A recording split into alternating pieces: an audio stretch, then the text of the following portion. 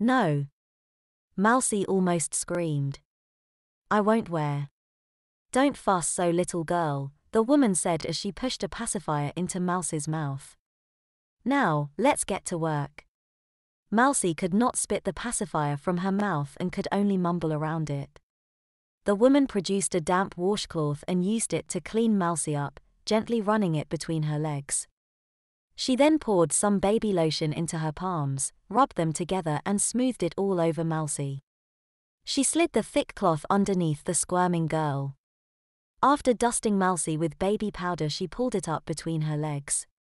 Mousie felt the soft, thick diaper enfolding her, pushing on her all over.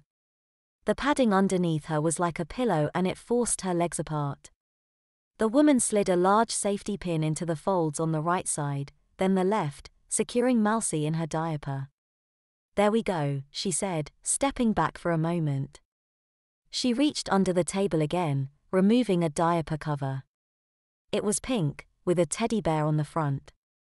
She put that on Mousie, wrapping it around her, then snapping the 6 fasteners on the front close.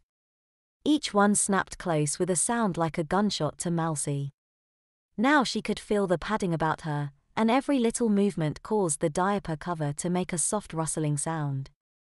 The woman left Mousie lying on the changing table for a short time while she went to one of the closets. She returned with a pink and white romper that she put on Mousie. There we go, she picked Mousie up and deposited her into the crib. Now you just take your nap and after that we'll bathe you, she said happily, raising the side. We'll take care of you forever. Mousie finally managed to spit the pacifier out of her mouth. She tried to pull the romper off, but she could not unsnap it, and the material would not rip. She grabbed the bars of her crib and looked out at the departing woman. Let me out, she cried. I don't want to be here.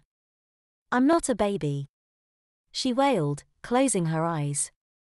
There was a chime, and Mousie opened her eyes.